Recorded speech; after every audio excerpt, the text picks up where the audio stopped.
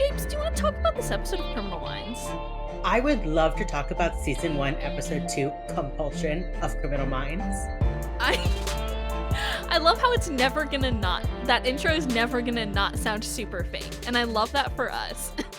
Just because, like, what other way do you get into a Criminal Minds podcast? Like, hey, what's up? There's murders, there's fires. That's it. What's up? My name's B. I'm joined by James. This is Wheels Up. Like, how do you intro that and not sound fake as hell? I kind of like our incredibly fake sounding intro. I do too. Yeah. Wheels Up. It sounds super fake, but that's okay. You know, sometimes you just need to sound incredibly rehearsed. It's good because inevitably we'll have one that's like, hey, do you want to talk about Criminal Minds today? And I'll be like, no. Not particularly, but I guess here we are. But we're here doing it anyway, so... Yeah. I was dealing with this whole desk debacle. Oh yeah, and you've been switching your sleep and stuff. I made the whole desk in my living room, because that's where I have space to make things, right? And then I realized that the hallway back to my bedroom was not big enough. Ooh, girl. So I had to just take the desk apart and put it back together again in my bedroom. So I've been having a great time. I've made this desk 7 times. Oh my god. But now you have it, though. But now I have it. I'm standing. I have that good standing energy.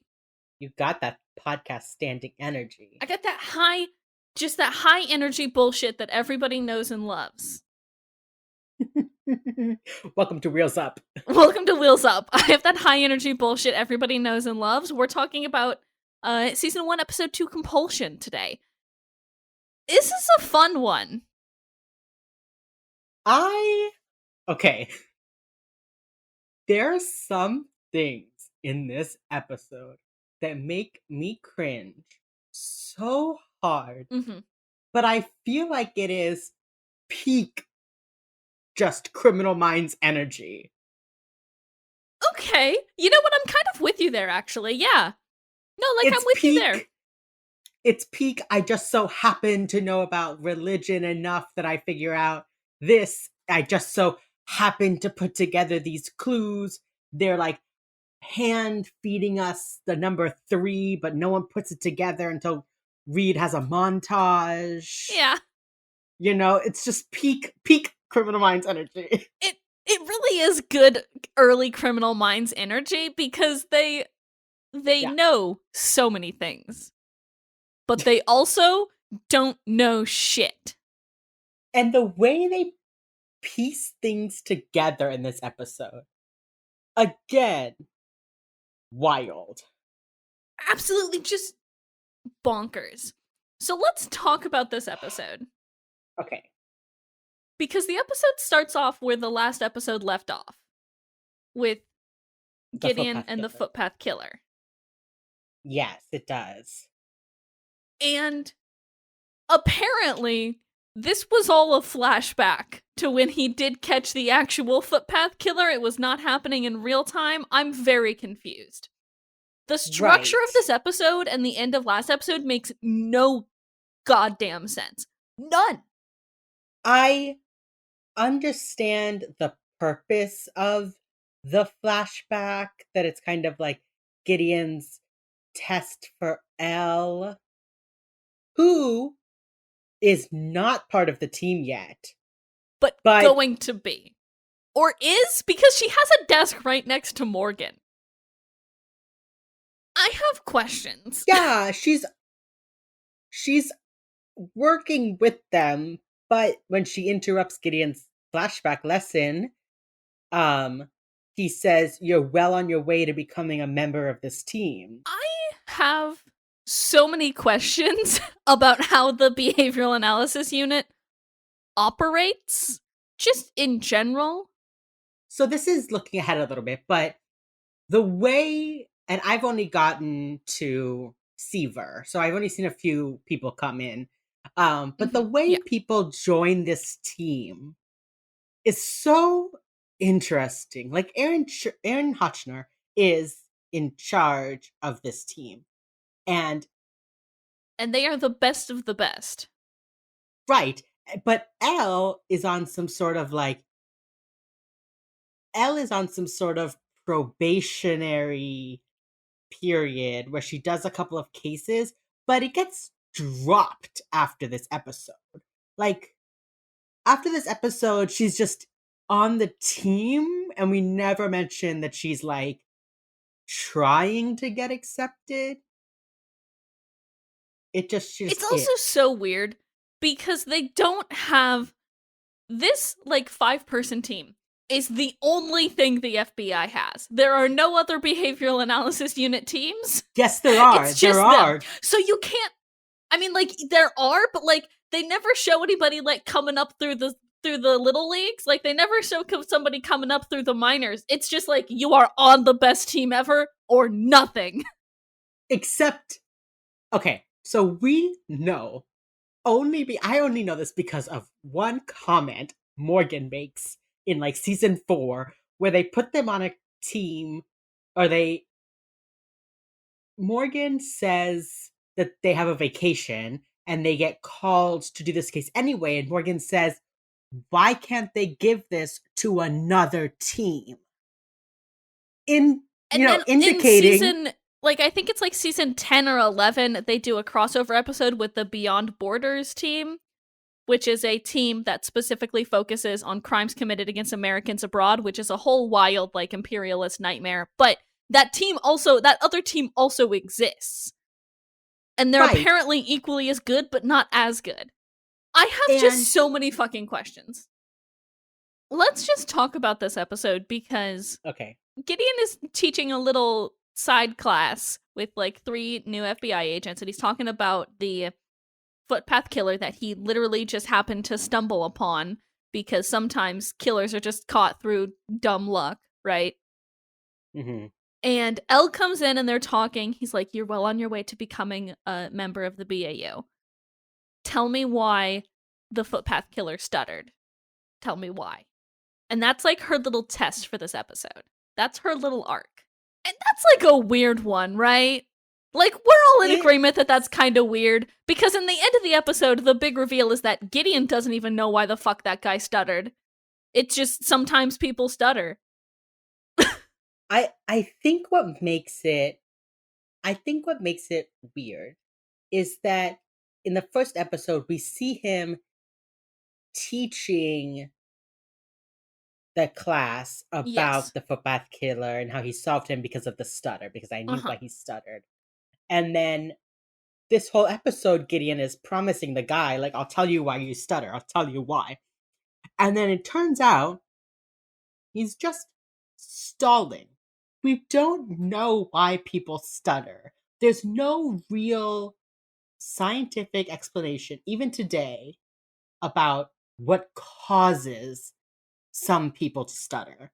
And so his real test is not, here's how you profile so well you can figure out why someone stutters. It's, here's how you profile so well that you know how to control a situation. He is such a good profiler that he can see that this guy is desperate to know why he stutters. Yeah. So if Gideon just keeps holding out that carrot, the guy is going to keep, going towards it. And then he just beats the shit out of the dude. And then he just like bullies him. He is straight up, again, Jason Gideon, biggest fucking bully. He just bullies the dude. He's like, "I'm sorry, what are you trying to say?" And then the guy's still trying to talk, and his stutter is getting worse because he's being fucking yelled at by a police officer. And he's like, what was that? I can't understand what you're saying. Just bullies the guy again. Do you think this is like a common thing for Jason Gideon, that he just bullies people so hard? Okay, he bullies the hell out of Reed. He bullies Elle. He bullies Prentice. He just bullies people. He's like if you had him as a teacher in high school, he'd be super mean to you, but then say, "I'm only saying this because I know you can do better." Yeah. But really, he's just bullying you? Yeah, fuck this guy. Honestly, like I know he's supposed to be our protagonist, but fuck this guy. this episode has some major Gideon psychic spidey senses in it. Yeah. We need to start talking about this case because I've got a lot to say about Jason Okay, Gideon in this you episode. do it. Lay it out for me. Okay. Well, first we need to talk about JJ. JJ's here at fucking last. Jennifer Giroux, love of my life. Love of my goddamn life, Jennifer Giroux looking like a baby. She does. She looks so much like a baby. AJ Cook here looks like a baby.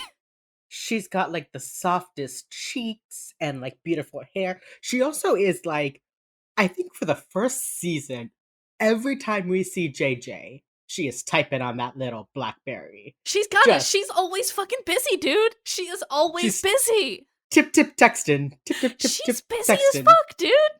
She's the only one in this unit who does actual work. I wish we got a clearer picture of what the fuck JJ does. Because during a case, we see her like, she communicates with the local department so the team can have everything they need. I assume she's the one like getting hotel rooms and cars and stuff. She does press conferences, she talks to the media. She also like talks to families. She sometimes does that. She mainly does everything except the actual investigation when she's a media liaison. Like, she will help work like tip lines to help weed out the bad stuff. She will talk to the families if they're not doing like actual interviews.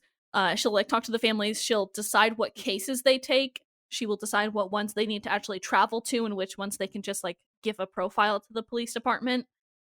She does a lot. Again, the only person who does actual work on the BAU is JJ. Yeah. Well, Erin Hotchner does a lot of paperwork. Sure. But yes, JJ is the glue of that team. So we meet her, but she doesn't go on the mission or on the case.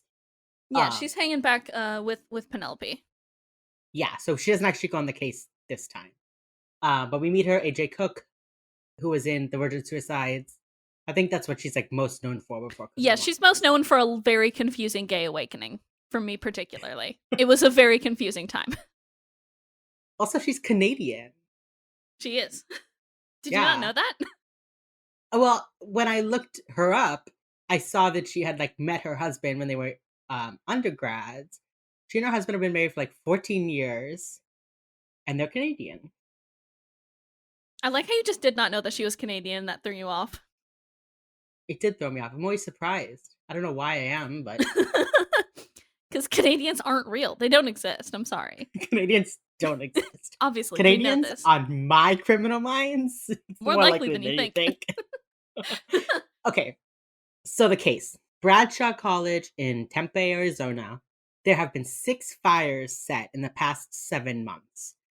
There were 3 individual fires set apart by, I think, 3 months apart. There were 3 fires. And then there were 2 on the same night. And the third one, a kid named Matthew was burnt and killed inside of his dorm room, which is when the BAU is called in. Immediately, they assume that it's a male arsonist because Reed is like, most arsonists are men. Because when women kill, it's for revenge, but when men kill, it's for power. Also, like, I think it's a thing that they touch on a lot of times is that women don't kill in very messy ways. It's always much more neat. A fire? That's messy as fuck, dude. You could fucking soot and ashes everywhere. It's messy. It's messy. Who's gonna clean that up? Exactly. They also point out that the main motivation for arsonists, the main motivations are sex and power, but they can't figure out what the arsonist is getting out of these fires. Because Matthew Rowland was killed inside of his dorm behind the door. So like the arsonist couldn't see him die, which would have been a major like thing for an arsonist to be able to see and witness what he caused, you know? Yeah, so they are very perplexed because the profile of an arsonist doesn't fit these crimes at all. And this is where we learned some few things here in the early stages of the case that I do want to point on. Number one, they mentioned very specifically that the water in these buildings was turned off prior to the fires being set. That's how all of them got pretty much out of control here. There's also some stuff that we learn about Reed is struggling to think outside the box this episode. That's his whole thing. That's his whole deal. He's struggling to think outside the box because apparently he's very bad at chess. It's a whole thing. Reed, for most of the show, at least for most of the first few seasons, is really bad at chess because he can't think outside the box. And then he becomes a chess master. I don't want to say this because it's my favorite part of a later episode, but there's a really funny thing that happens the first time he beats Gideon at chess. And I'll bring it up when the time comes because, wow.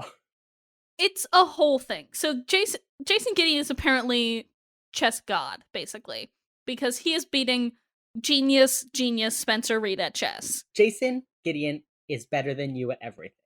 And that sucks, because I hate him so goddamn much. I like him. He's just, I would hate to know him in person. Yeah, that's fair. That's a fair way to think about it.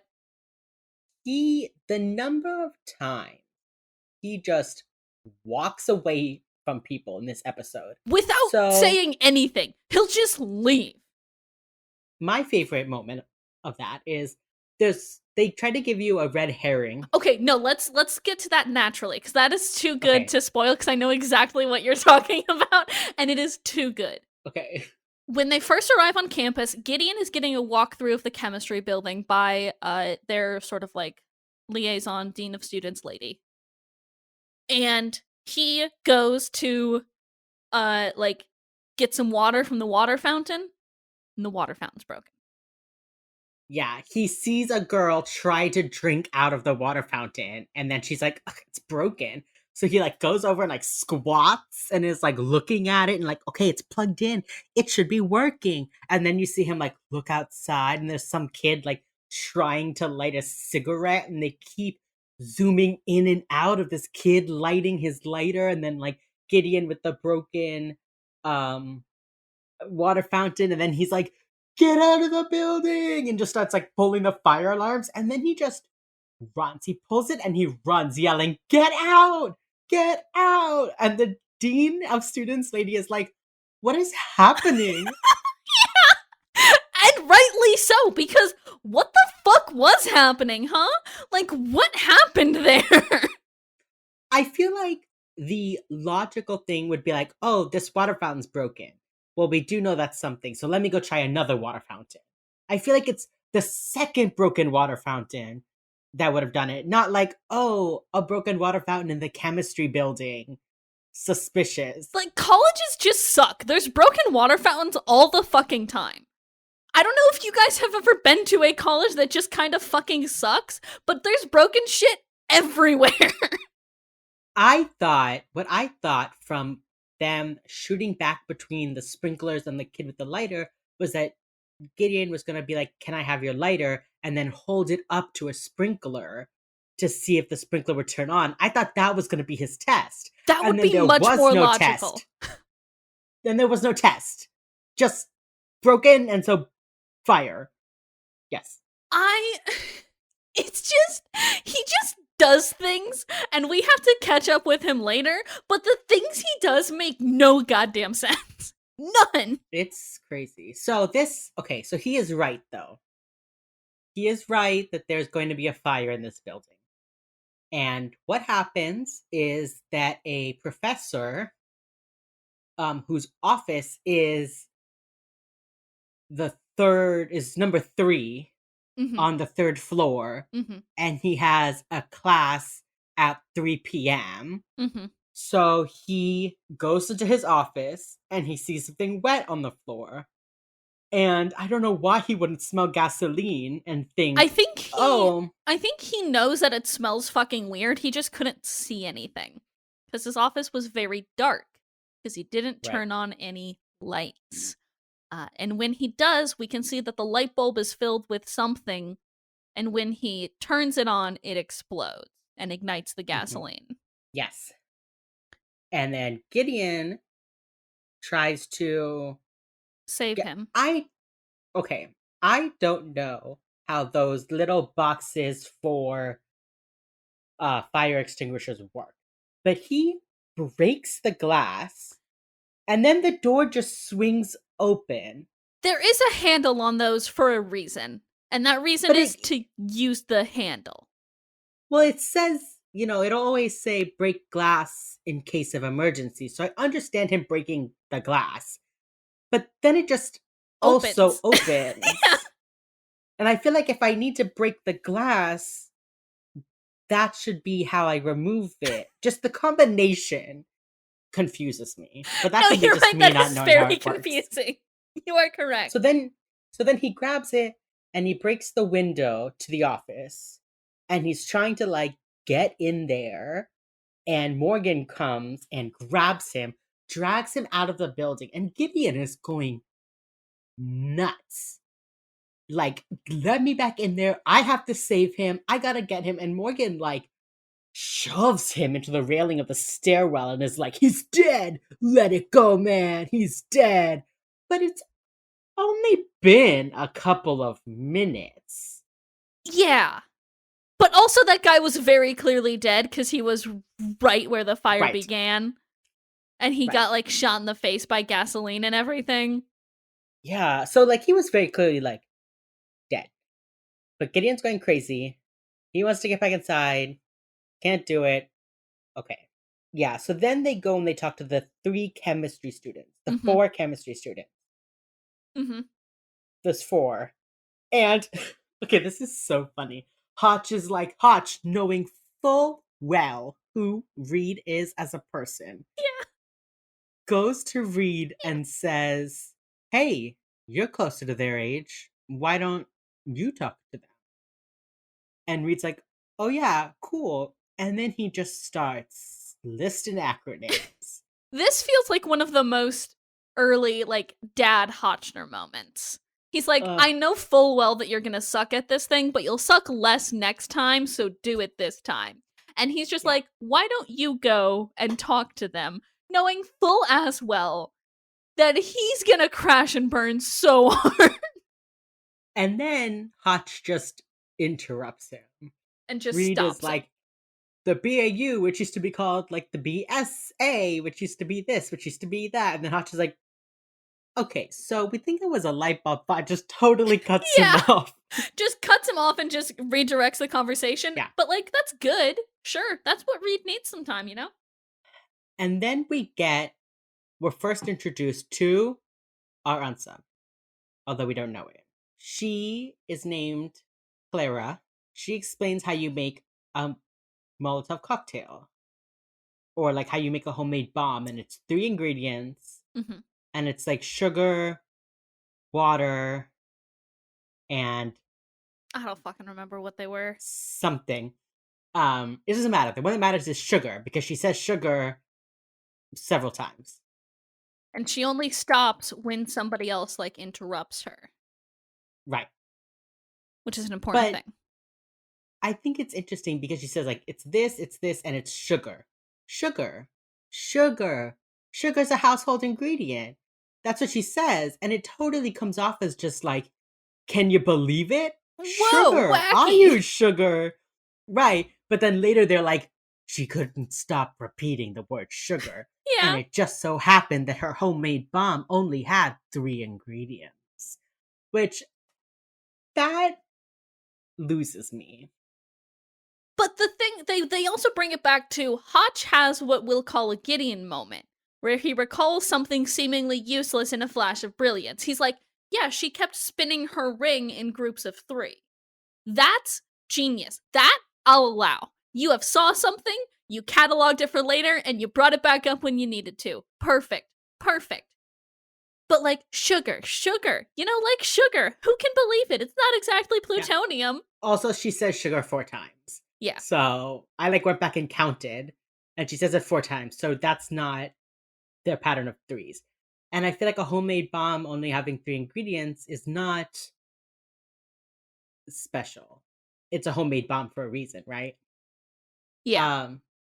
So Anyway, they get a phone call, and someone says that they're doing it for Karan. This took me a little while because they think she's saying Karen.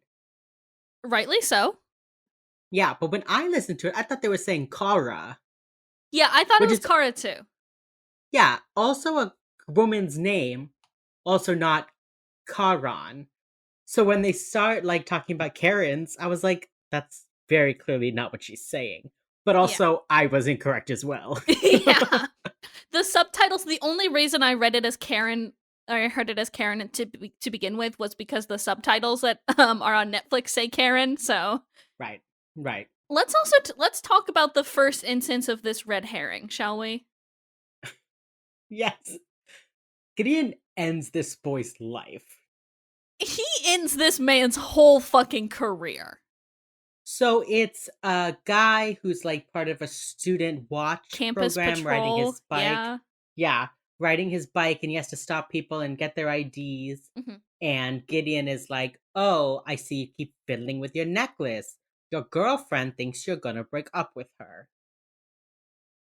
Just reading this man to filth, and for what? And for Yeah, what, Gideon? yeah. And he's like, "You're fiddling with it, so it's new." And it says the Chinese, like it's in Chinese, but it translates to like "love you forever." Yeah. So like clearly she's trying to like hold on to you, all this kind of stuff. And then just And leaves. then just leaves. That's the first time he just like leaves. Leaves. Oh, we missed something. We get Chekhov's elevator key. We get a Chekhov's gun here.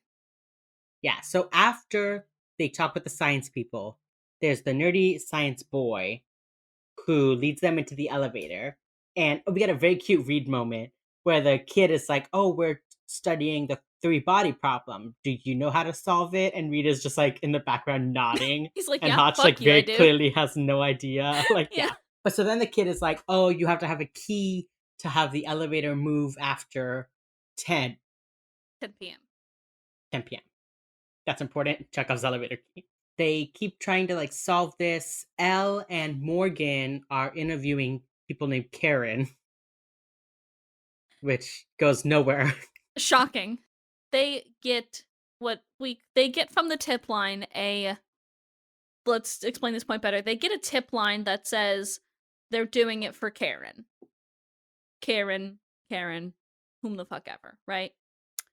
However, after they put it through some like filters and they can hear it a little bit clearer, they're actually doing it for Sharon, which is I think they say it's like Hebrew for God or something like that. They also use it dual purpose as like Charon, the ferryman of the dead in Greek mythology. So I love that dual purpose use for that. Yeah. They're like, it might be either one of these, but both are spooky. Both are pretty spooky. We couldn't make up our minds. Yeah. So then they're like trying to figure out who could have done it, and they find out that like the supplies are getting stolen the day before the fires are being set. So it's not quite disorganized, but at the same time, it's not incredibly well thought out. And they start to realize that the arsonist has scrupulosity, which is religious based OCD, and is obsessed with patterns of three threes. 3 is such just like a good number too. I've just got to say it. 3, such a satisfying number. It reminds me of the episode of Star Trek Next Generation where they get caught in a time loop and Data realizes it and he programs the ship so that in the next loop, the number 3 will appear in a bunch of places. And when they get to the end, they have the option of either like colliding with one ship or trying to go around. And every time they've tried to go around and it's been wrong. But Will Riker is always like, go straight, go straight, go straight. And so to cue himself to listen to Will, Data put the number 3 everywhere because Will's uniform, because he's a commander, he has 3, metal dots on his uniform.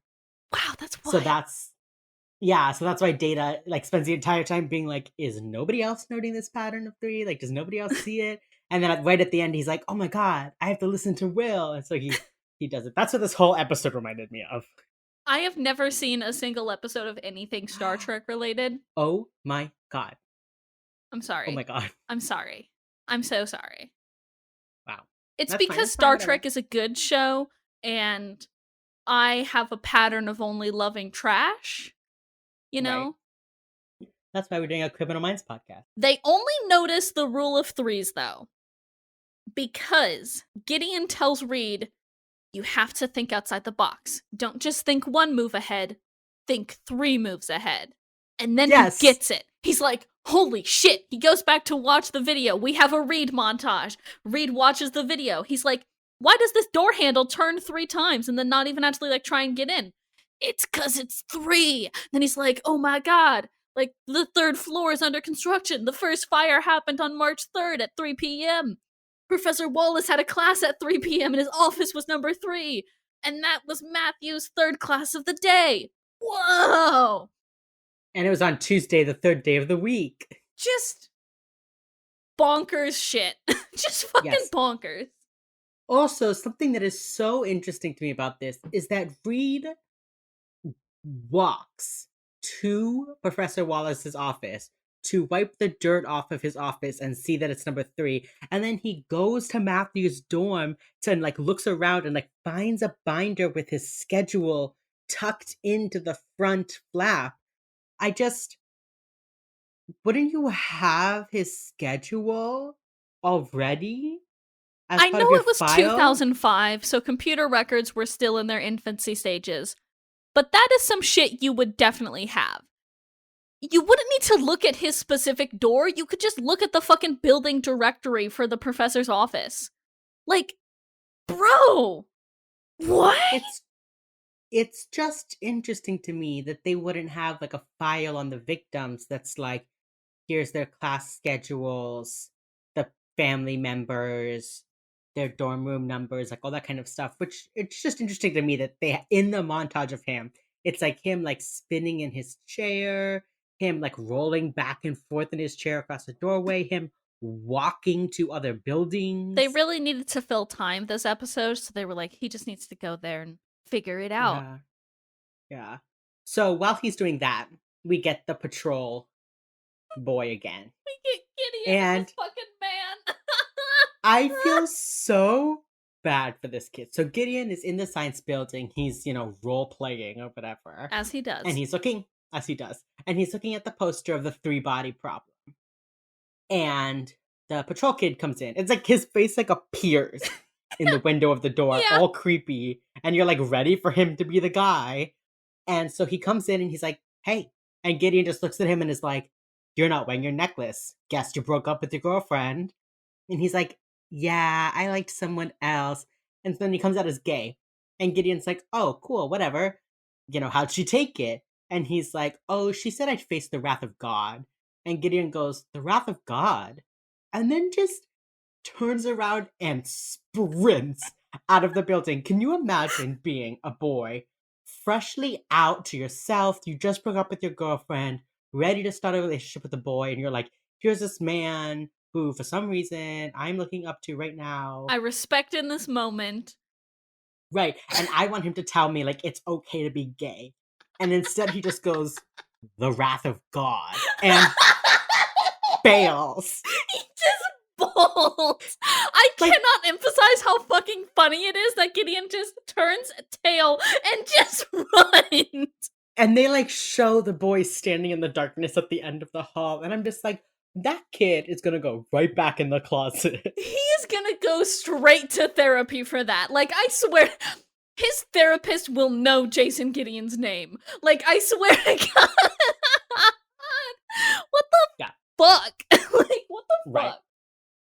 So after this, Gideon goes back to the office where Reed is figuring out the number 3. I am really sad we didn't get a Derek Morgan Penelope Garcia joke about the 3-body problem. I was like, it was waiting really for like it. right there. It was right there, but I guess this is episode 2. They don't want to go like too crazy into that. But they figure out that it's Clara, or they think it's Clara. Some people in the episode say Clara, some say Clara. Yeah, I don't I don't know. know. Yeah. So they go back to Morgan and Al go to Clara's dorm room, Hmm. and it's covered in handwritten Bible verses, pictures of Charon, the ferryman, but then also like devil's horn, Beelzebub kind of things, and all these quotes from the number three, all this kind of stuff. And Morgan says, OCD, more like OMG. And Elle looks at him and goes, OMG. And he's like, oh my God. It's 2005, y'all. It's 2005. Can we talk about this? It's 2005, but also it's not 2005. OMG? This is like 2005, but if you were like 40 years old in 2005, you know? Well, yeah, I guess that's true. It's the fucking writers. They're like, what is OMG? When did OMG become popular? 1917. Well, I think the I don't resurgence think in the that's early right. 2000s, but like this is very clearly somebody who is like 30 or 40 writing somebody who is much younger. It happens a lot on teen shows, but it also happens a lot in early Criminal Minds where they're like, I don't have an email, or like, I don't know what OMG means. Like, you should. You're like 27. You should know what OMG is. Yeah, I think that's the really interesting thing. You know what? I have a new headcanon that JJ types like a 12-year-old. Like, JJ uses all of those. She's like, I send a lot of text messages. She's They're very all busy. abbreviations. You need to know Yeah. she is so busy. She is way too busy to type out full words. Yes. Okay, so Morgan and Al are in this room. He explains what Oh My God stands for. They're reading her notebooks, and then they find like a room. Clara has one of those bead curtains. curtains, which is just, if I were gonna have a room full of bomb making supplies, I too would hang bead curtains. Just bead curtains, not like an actual door, nothing with like a lock. No. Just a bead curtain. No, you have just to bead make sure curtains. your vibes can remain free. Right. You have to make sure your vibes can go all through the apartment. They can't just be bottled up in one room. And then Morgan and Elle touch everything with their bare hands. Everything. Like, this won't be Everything. important evidence later. But also, I can kind of see, like, it's pretty obvious it's gonna be her. But it's still all evidence. They like pick Yeah. up her water bottle, presumably where they would get like DNA. He just picks it up with his hands. Casual. Just casual. It's fine. Yeah. So they figure out that it's her. They're trying to figure out who is her next target. Wait. So they figure out that it's Clara, and they find out that she grew up in a house numbered 333, and she almost died in a fire, but she survived. And her mother thanked God for Clara's survival. And so that led to her now being obsessive, compulsive, religious based OCD. Yeah. This is like one of those things I think that's really interesting to me about Criminal Minds, and they get better about it later on, is in that like this explanation fits Clara. But there are people who are religious who survive house fires who do not go on to become serial arsonists. It's very. Yeah. They make it very serendipitous for her to be the one person who fits this profile. Like, this is no longer a general profile to weed out a lot of different people. This is a profile specifically about Clara.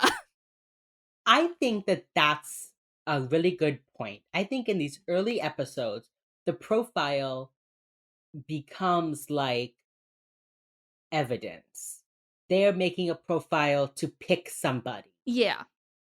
Whereas in later episodes, the profile helps really them is narrow like a it down. tool.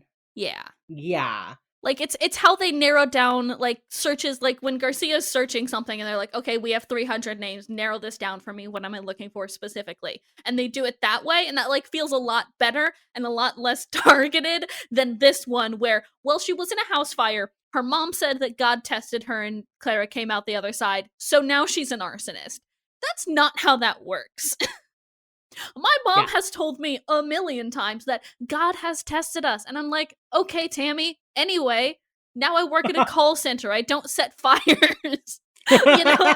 I wish they had framed it more like she was always going to have OCD. And I'll admit, I don't know a lot about OCD being something It you're born with versus something you develop. it is something, it's a combination of the two. You are more like predisposed to Hmm. having routines and behaviors, but sometimes it does take like a trigger to really like get your brain stuck in a routine. Anyway, that's something that I wish this episode of Criminal Minds kind of had, really explored that, like, Clara could always have been predisposed to OCD, but this combination of events um, gave her the scrupulosity and made her an arsonist. Also, they use stressor here, I think, much more loosely than they do in later seasons. Mm-hmm. Um, because that house fire happened when she was like 6. Mm-hmm. So it takes until this semester she was failing out of school.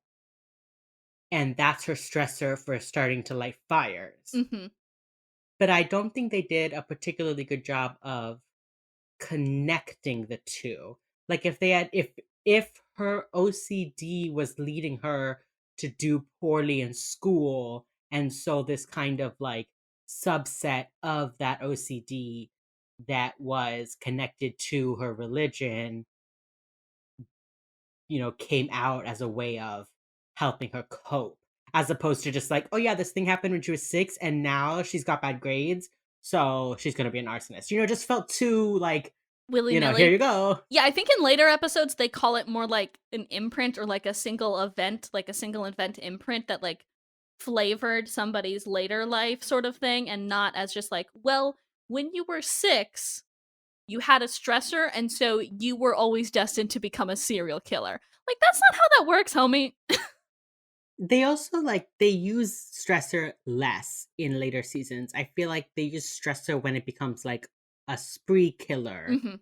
or like somebody wasn't killing and then all of a sudden They they're started. killing a lot. Yeah. Yeah, that kind of thing. That's when they're like, okay, like what is the stressor? What started it? It wouldn't just be like, what's the thing in this girl's past that 15 years later is suddenly leading her. Yeah. It was a little loose in this episode. Yeah. They were really Yeah. loosey-goosey with a lot of things this episode. As they Yeah. are in early See, Criminal Minds, all of it. season 1, they just want to be like, isn't profiling cool? Isn't this neat? It's psychology with guns. Like, they're really trying to be cool about it. We know it's Clara. We're trying to figure out what's happening. They start running around pulling fire alarms to Just get like everyone all of out them. of the buildings. Yeah, they can't figure out which building it's going to be. You know who it is, homie. Like, you know who and where she's gonna be. Like, That was really interesting to me. They knew it was Clara. They didn't know where it was going to be. So they just start pulling fire alarms to get all the students out of the buildings. And then somebody tells Hotch the 3rd floor of the science building is under construction. oh no. And he's like, well, that's where it's going to be then. I think the implication was that, because they have people searching every building, and I think the implication is that they didn't search the 3rd floor of the science building because it was under construction. Yeah. I think that's kind of like the implication. But when they put together that it's the 3rd floor, they know that's where it's going to happen. So we cut to the 3 other science kids, boy, who we've talked to a lot, and 2 girls Hmm. whose names never get mentioned in the show. On IMDb, they're just like girl 1 and girl 2. So sorry about that for them. R.I.P. ladies, you did so much better Yeah. terror work than the boy did, so. Oh yeah, they're Yeah. literally just first chem student and second chem student. Yeah. Wow. They're just like, Rip. okay. Yeah. So the three of them are in the elevator, and it stops. And the boy starts being all like, "You're not going to be able to open the doors. It only opens a certain amount for safety." And the girls are like, "Okay, but like, try though." Yeah, And then literally, that's the most unhelpful man-ass bullshit to say when you're stuck in yeah, an elevator. Like, guys, don't worry, the door's not gonna open all the way. Okay, can I yeah, open it part of the way then? Are you gonna yeah. help with that? He's the only boy in his STEM degree, so he's got to be extra like, He's gotta be "I'm a extra dude." male. Yeah. So they open it, and of course, it only opens like a foot, but now they can scream out of it, Which which is the ideal thing to do. right. So they're screaming out of it. They're screaming out of it. He says, "I don't have the key. I put it back, before we left." Which I don't understand because I thought you needed the key. To Maybe it's get not it 10 o'clock yet. started. Yeah, no, but like, Right. you would have needed the key to get it started. I don't know why they didn't have the key. Right. So he doesn't have the key. And then we see somebody like waiting for the elevator to get to the third floor, and then they lock it there, turn it off. So they're stuck. That's how they got stuck there. Someone did it. And then Clara shows up looking crazy.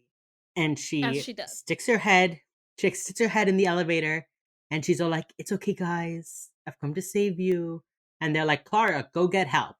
And she's like, "Don't worry. I'm gonna save you." And then she starts putting bottles of gasoline Like, on the right edge, right there. where they can see it. Yeah, like, That'll let right them know what's there. happening. Then she like holds up her like religious candles and is all like doing some sort of like flame up and down, kneeling, religious chanting thing. And Hutch has told Gideon, "Listen, she cannot be reasoned with. This is a compulsion, it's in her brain. She knows it's wrong, but she is not going to be able to stop. And, just don't even try to talk to her." But when he gets there, he starts trying to reason with her. He's like, this doesn't make sense. And she's like, I know. It's like, so stop. Like, homie, if that works, homie, what is the, like, what? Does that work? I'm just, that Yeah. doesn't work.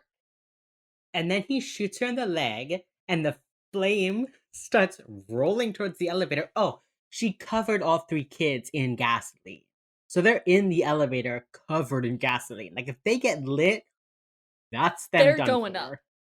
Yeah, that's it. Hotch shoots her in the leg. She falls over. The flame starts rolling towards the elevator, but Gideon, like, catches it and puts it out.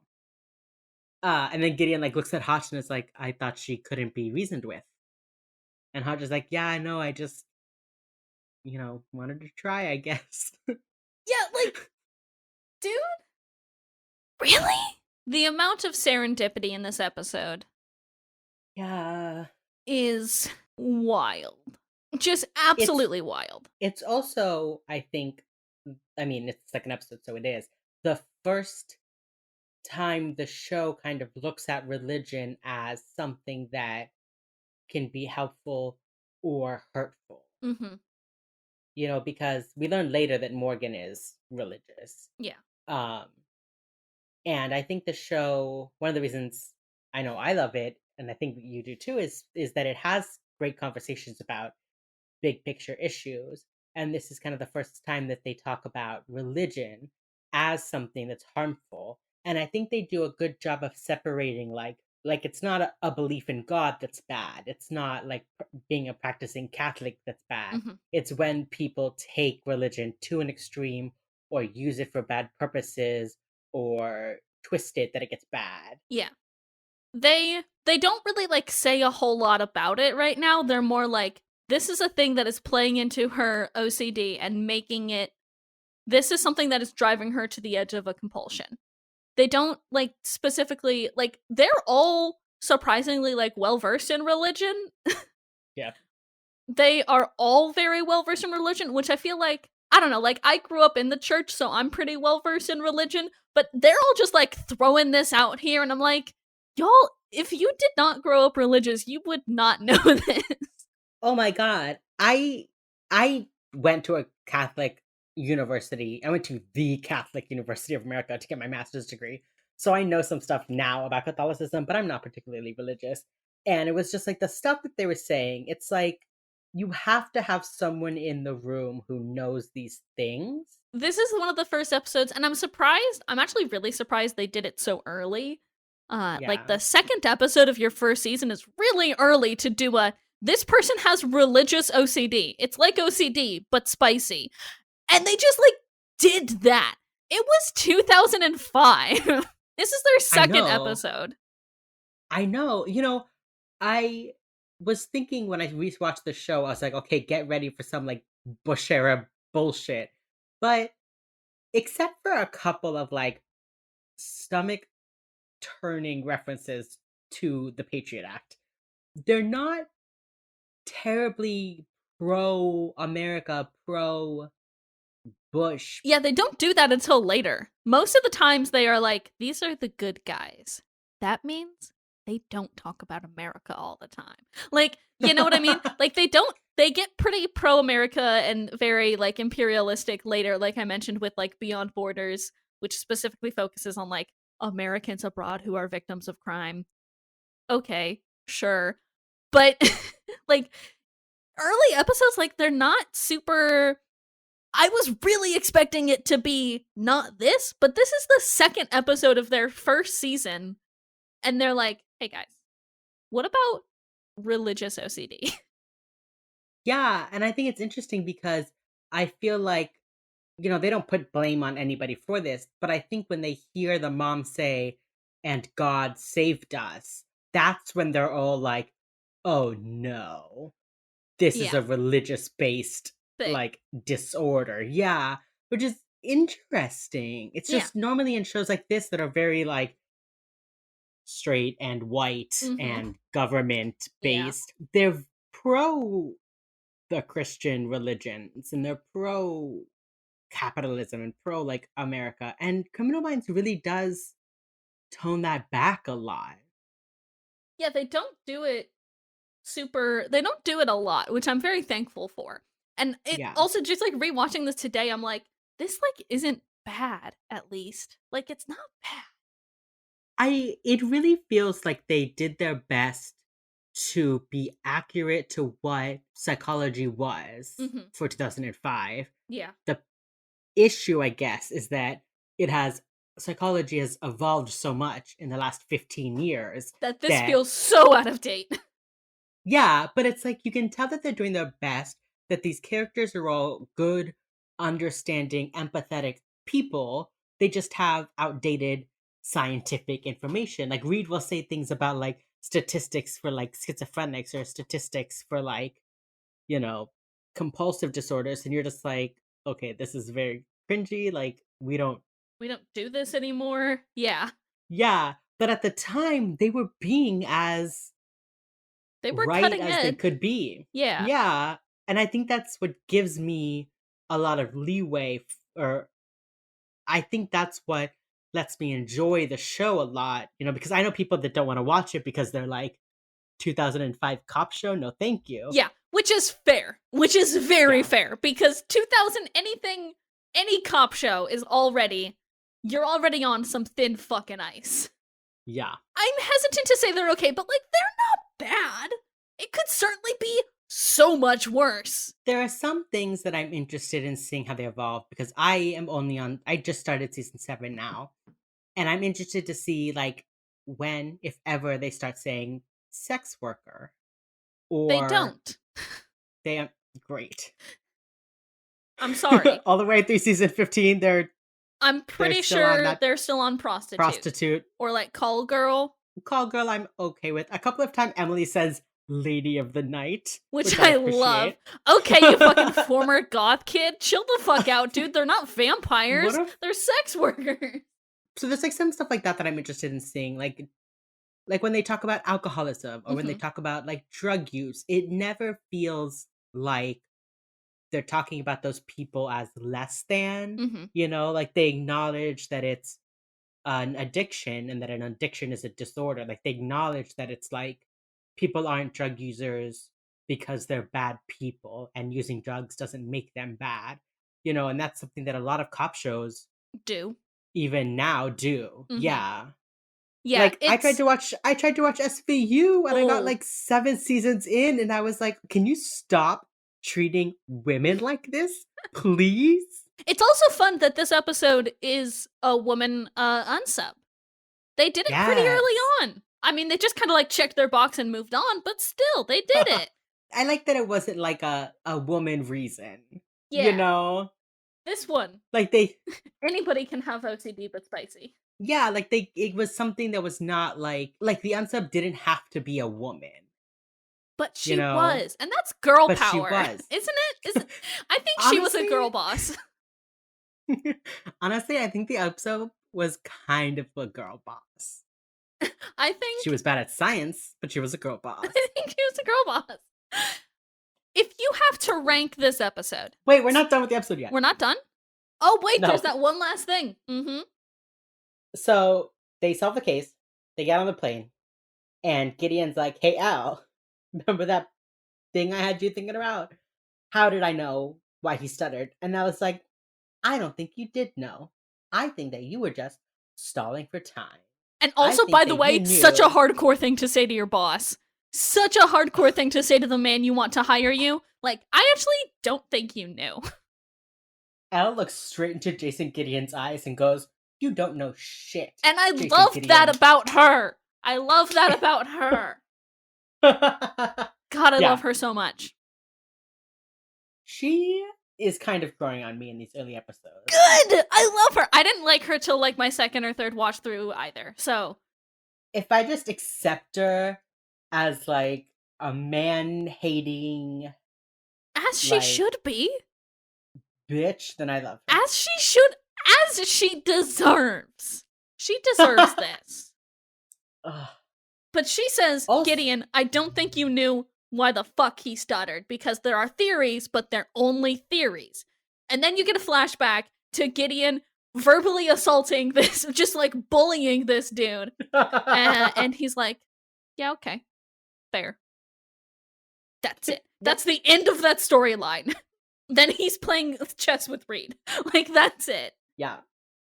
I will say another interesting thing that Criminal Minds does in this first season is giving us such an unlikable female character. You know, and I don't mean unlikable in a negative way, but I mean like JJ is cute and she's always polite, and when she's like stands up for herself, it's like in a, you know, quirky, witty way. And Mm-hmm. then Garcia is like adorable and she's, you know, flirty and like sexual and like Fun. confident in her being plus size. Yeah. Yeah. And then Ella's just a straight up man hating bitch, you know?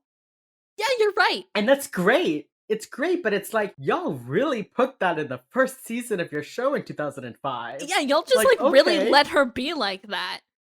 And that's so Yeah. funny too, because I remember when I first watched Criminal Minds like a few years ago, I went to the fandom on Tumblr and everybody hated Elle. But I went on again, like starting rewatching this year and everything. Everybody loves Elle now. I'm like, fuck yeah. Everybody's like, that's our bitch. That's our bitch. Yeah. And I love that for us as a people that we now love our bitch. I love that Yeah. for us. Yeah. It's funny coming into the fandom on Tumblr so late, people all I see are the posts that are like, we need to respect Terra. We need to respect Seaver. We need to love El Greenaway. And I was like, wow, I really missed the period of time where everyone just like hated You these dodged a women. bullet. You dodged Yeah. such a big bullet there, dude.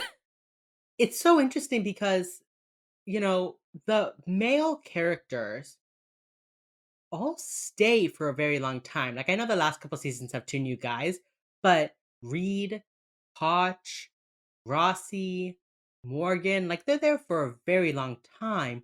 It's the women who come Mhm. and go, and therefore the actresses that have to deal with like replacing beloved characters, trying to Mhm. establish, you know, chemistry with an already like tight knit cast. You know, it's like Established interesting that it's cast, just yeah. like yeah. So it's just like interesting that this show has, I mean, interesting in quotation marks, that this show has kind of a revolving door of women. There was a lot of behind the scenes stuff that is now coming out that's like, that's the reason why there was a revolving door. Yep, I've been hearing. It's very yikes. It's super yikes. But yeah, no, you're totally right. It's like, the women of Criminal Minds get thrown under the bus so often just by the fact that they're a woman on Criminal Minds. But like, Yeah. Elle was just a bitch, and she was a bitch and she was proud, and I love that for her. Hell yeah. Do you want to rank the episode now? Oh, On I a would scale of love 1 to to rank 10? the episode. What are you Let me going to think. give this episode? What am I gonna give this episode? I think I'll give this episode like an 8. Oh, It's okay. Bit. Okay. it it's not good, but it's so peak Criminal Minds dumbass energy that I love it. Yeah. Are you giving an 8 like to the case as well? Do you really enjoy this case in this unsub? I feel like this whole episode is the case. There isn't a lot of Mhm. like extraneous That's true. stuff. So Okay. I'll give the So just an case. 8 across the board. You know what? No. I'm gonna give the case like a 4 because there's a lot that Oh shit. does not Okay. make sense. Yeah, it's a real bad case, but God, I love this episode. Okay, damn. You really just like flipped there, huh? I did. What about you, B? What are you gonna rank? I'm I actually do. I like this episode now more that we've talked through it. It's one of those that really kind of grew on me here. I mean, like, but like, I do like this case too, because I love the way that they solve it, which I think is just so peak stupidity. I think I'm gonna give it like a 7 across the board here, because I do like Nice. the way they do this stupid case. I like the way they, like, I love the way that they solve it with the montage, with all the threes, with like a, oh, it's spicy OCD, but with religion this time. Like, you know, I really do like that. So I'm gonna give it a 7 across the board. I think it's pretty good. It's one of those that I might rewatch from the first season, and there's not a lot of those. So Yeah. this is one that I might rewatch if I were to, for whatever reason, rewatch the first season again. A reason which would be far and few between. But do they say the episode title in this episode? Do they say it's a compulsion? Yeah, I mean, at I feel least like they do. Hotch does when he's like, "Don't try to reason with her, like it's not logical, it's a compulsion." They And they don't no say wheels up. wheels up. There's no meet me on the airstrip. There's no nothing. There's none of that in this They episode. just teleport to Arizona. They teleport through a photo to Arizona. Of course they do. They always do. They always do. Gang, that's it for the second episode of Wheels Up. We will be back not next Wednesday, but the Wednesday after that. Episodes come out every other week here on Wednesdays. Next week, we're going to be talking about episode 103, Won't Get Fooled Again, which is, I think, the longest title we've had thus far. That's a whole 4 words. I'm excited to Wow. see how they work this episode title into the episode.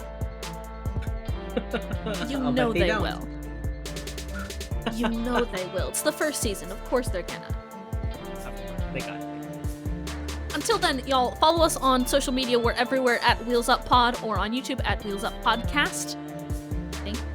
Yeah, we have the full podcast on YouTube. All of our episodes are posted on all podcast services, wherever they are found. Please give us a rating on Apple Podcasts. It helps us out more than you know. I just try and rush through these last things because everybody knows that you should give us a rating on Apple Podcasts and that you can find us wherever podcasts are found. That's it. We're done. We're done. Also, I said the quote that I was going to use in the discussion. What's so. the one quote from this episode, Jane? Give it to me. As Morgan says, OCD, more like OMG.